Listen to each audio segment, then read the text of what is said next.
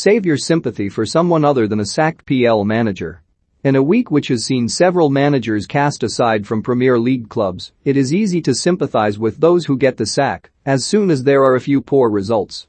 The pressures of the job turn healthy-looking men into doughy, graying souls, their faces etched with worry and stress lines. A couple of years in management can put 10 years on you. Managers get built up to be greater and wiser than they really are, and get made out to be worse and more stupid than they are. They get vaunted more than they should and disparaged more than they deserve. They soak up too much love from people who do not know them, and they suffer too much unthinking vitriol from people who think they know them. Sometimes it's a sensible decision to get rid, sometimes it's a knee-jerk, panicky, rubbish decision, but it is not said enough how they're all paid huge money to get it right, whatever that means for each club, and this insulates them from the strains afforded most people who need their job to pay their mortgage. The fact players are so well paid tends to put the managers into the financial shade, but football management in the top flight is a weird world of phenomenal reward. That doesn't mean we should routinely abuse them, of course, but equally it doesn't mean we should treat their firing with much more than a shrug of the shoulders and a wave goodbye. It is not like a normal person losing a normal job. Aston Villa's Dean Smith was welcomed as a local lad and a fan of the club. Here was a man who got the club, who knew what Villa was all about in a way that Tim Sherwood, Remy Gard, Roberto Di Matteo and Steve Bruce simply could not understand.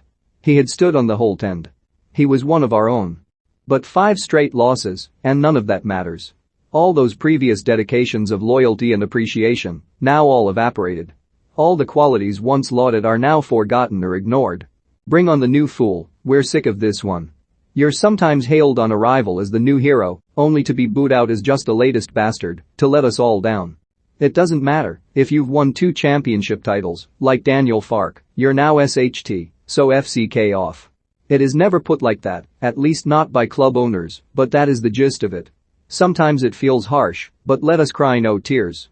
This is no ordinary business and we should not respond to it as though it is.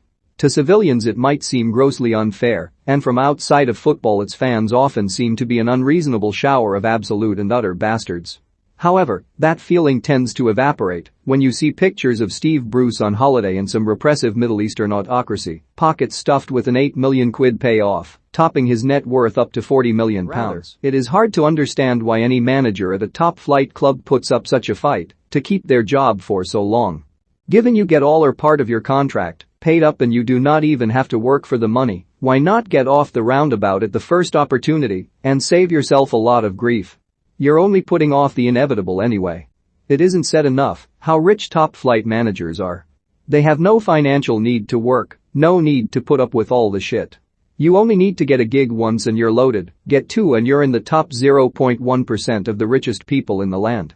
Dean Smith's contract is worth £9 million and he'll walk into another multi-million pound job soon enough.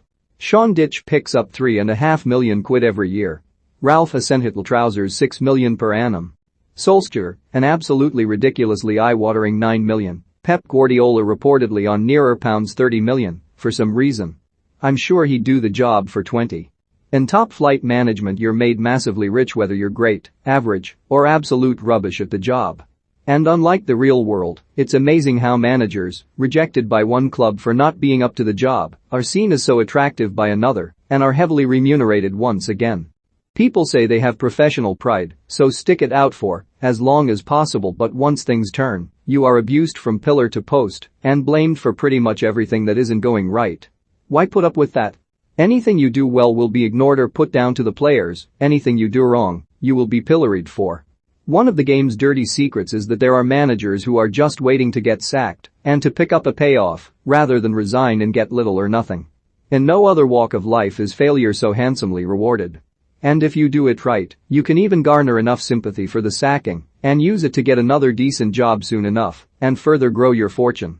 In the case of Aston Villa, they did the right thing to put Smith into the cannon and fire him over the Holt end right now rather than wait a month or two to see if things turn around, because even if they did, he wouldn't get the credit anyway.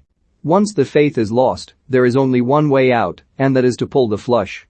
If you're a top-flight manager, you are already made for life and are going to get the sack in the near future anyway, a fact you absolutely know that when you sign up for the job in the first place. The freakonomic bubble of the Premier League absolutely guarantees it. were Smith, Nuno, Farke, or Bruce badly treated? They all deserve respect and a nod of appreciation, but they really have not been hard done by, quite the reverse if anything.